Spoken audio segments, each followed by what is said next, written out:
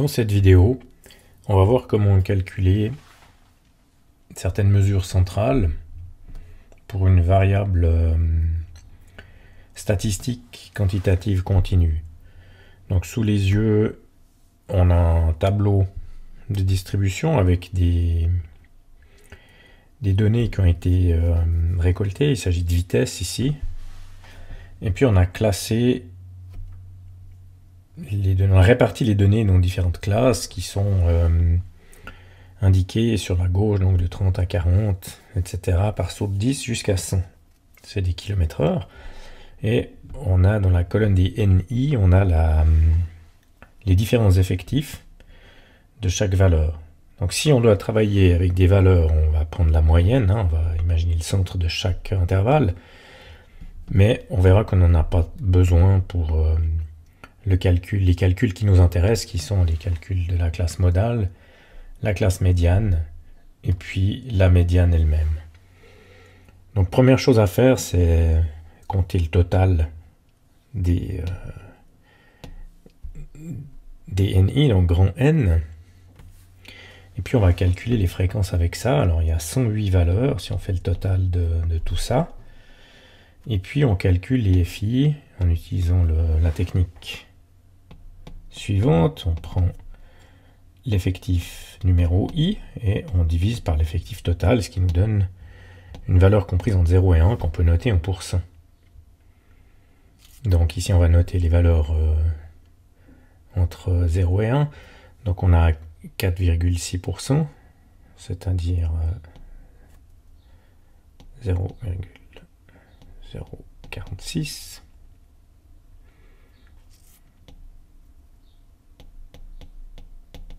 « 5,6% pour la deuxième classe.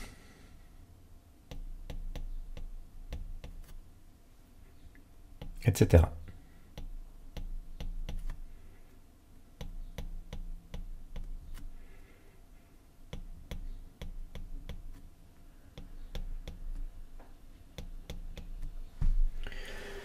Ensuite, quand on s'intéresse à la médiane d'une variable continue, on doit calculer les fréquences cumulées. C'est-à-dire, je commence par noter la première fréquence, entre 30 et 40, il y a 4,6% des valeurs, et puis après ce 0,046, je vais l'ajouter à 0,056.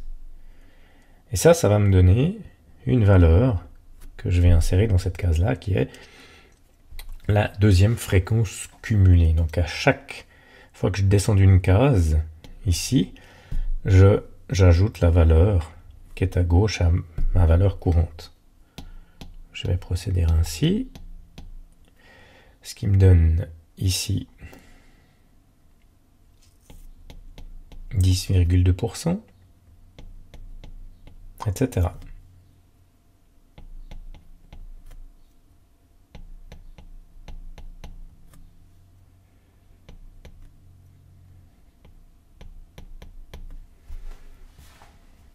Et bien entendu, la somme doit me donner 100%. Sinon, il y a une faute de calcul. Donc dans la dernière case, j'ai 100% des données. Avec ces informations, je peux déjà déterminer, alors j'aurais pu le faire avant avec les fréquences ou les effectifs bien entendu, mais je peux déterminer la classe modale, c'est-à-dire la classe qui a le plus grand effectif. Alors ici, la classe modale, c'est clairement la classe 60-70. À 35 valeurs. Donc, la plupart des véhicules dont on a mesuré la vitesse roulaient entre 60 et 70 à l'heure. Alors, bien entendu, ici, c'est la classe modale. Voilà, j'ai commis une petite erreur d'écriture. Donc, classe modale entre 60 et 70. Ensuite, eh bien, on aimerait la classe médiane. Alors pour ça, on doit s'appuyer sur la colonne des fréquences cumulées. On observe dans quelle classe on passe dans quelle classe le 50% est dépassé. Alors la première c'est 4,6, la deuxième 10,2, la troisième 29,6 et dans la quatrième on voit qu'on est à 0,62 et donc la classe médiane c'est également la classe dans laquelle également la classe 60-70 et c'est la classe dans laquelle le 50% est atteint. J'ai maintenant la classe modale, la classe médiane. Si je veux calculer la médiane et illustrer visuellement ce qui se passe, je peux travailler sur ce qu'on appelle le polygone des fréquences cumulées. Alors, parfois, on a besoin d'un polygone des fréquences cumulées très précis. On le fait dans Excel ou sur du papier millimétré si on travaille à la main. Et là, on n'a pas besoin de quelque chose de très précis dans cette vidéo, donc je vais esquisser ce graphe à la main. J'ai ici les valeurs de la variable en abscisse. Et puis en ordonnée, j'ai le pourcentage. Donc je vais travailler avec une échelle sur 100, vu que j'ai 100 km/h. Et puis je démarre de 30 à l'heure, donc je peux dire 30.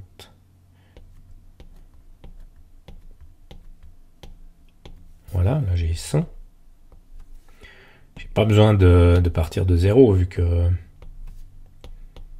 les seules vitesses qui m'intéressent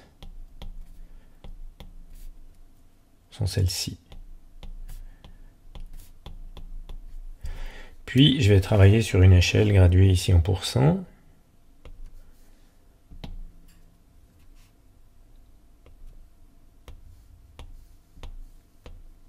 J'ai été un peu optimiste.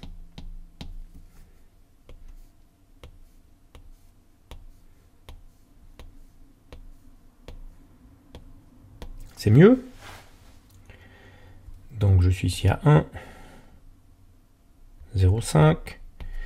Et puis comme j'ai posé mes fréquences en valeur absolue et pas en pourcent, ben, je vais éliminer ici ce symbole pourcent et je vais remplacer par le mot fréquence. Ce qui revient au même, hein, un facteur 100 près. Donc première valeur donc je mets au-dessus de chaque valeur, de chaque début d'intervalle. Disons ici, c'est plutôt les fins d'intervalle, parce que là c'est de 0 à 30, de 30 à 40, de 40 à 50. À chaque fin d'intervalle, je pose la fréquence cumulée correspondante. Donc ici, au-dessus de 30, j'ai rien du tout. Au-dessus de 40, j'ai 0,5 en gros. 0,05, donc c'est la moitié de 0,1. Je suis à peu près par là. Au-dessus de 50, j'ai environ 0,1, donc je suis à peu près par là. Au-dessus de 60, j'ai 0,3 à peu près, 0,2, 0,3. Donc là, je fais des approximations assez grossières de mes pourcentages. Au-dessus de 70, j'ai 0,6. Au-dessus de 80, j'ai 0,85. À peu près par là. Au-dessus de 90, 0,95. Et bien sûr, 100 se trouve à 1. Une fois que j'ai ces points, je relie. Et j'obtiens ce qu'on appelle le polygone des fréquences cumulées, ou le diagramme des fréquences cumulées. Pourquoi est-ce qu'on appelle ça un polygone? Parce que c'est simplement des points reliés par des traits. C'est pas un polygone fermé, mais c'est un polygone quand même. Et là, je peux observer l'endroit approximatif où se trouve la médiane. La médiane, on sait que c'est 50% des valeurs. Donc, on va la chercher à la hauteur 0,5. Et puis, une fois qu'on est sur le polygone, on peut redescendre pour trouver la valeur approximative. La valeur approximative de la médiane qui est quelque part entre 60 et 70. Ici, on dirait que c'est environ 67. Donc on voit qu'on peut faire une approximation. Si on a juste besoin d'une approximation grossière de la médiane, on peut le faire comme ça. Il n'y a pas besoin de plus. Maintenant, si je veux faire un calcul exact de la médiane, je me place dans ce triangle ici. Et puis, je détermine les hauteurs, les différentes dimensions. Donc là, j'ai la différence entre 70 et 80. Et donc, je vois bien entendu que la médiane est atteinte entre 60 et 70. Et si maintenant je veux calculer, je vais pouvoir faire une proportion. Donc ici, j'ai la valeur cumulée jusqu'à 60. C'est-à-dire que la valeur cumulée jusqu'à 60, c'est 29,6. Disons 0,296. La valeur cumulée à 70, c'est 0,62. Et donc, je dois faire une différence entre 0,296 et 0,62 pour avoir en fait la valeur ici, cette hauteur-là.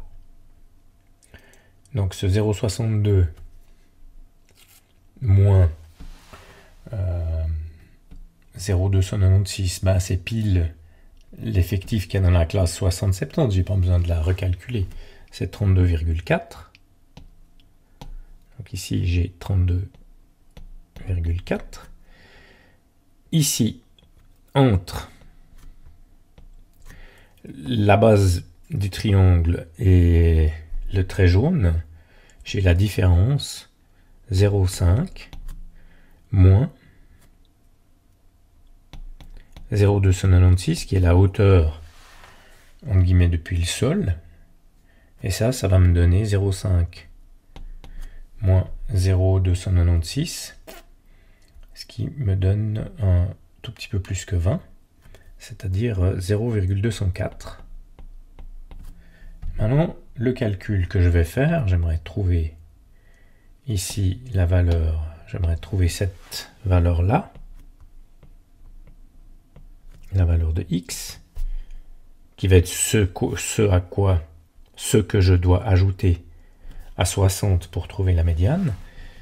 Et par proportion, je sais que x sur 10, pourquoi 10? Parce que la largeur de l'intervalle ici, entre 60 et 70, cette largeur-là, c'est 10. Donc si je fais petit sur grand, x sur 10, ça va me donner le petit 0,204 divisé par 0,324. Donc je fais le calcul, x est égal à 10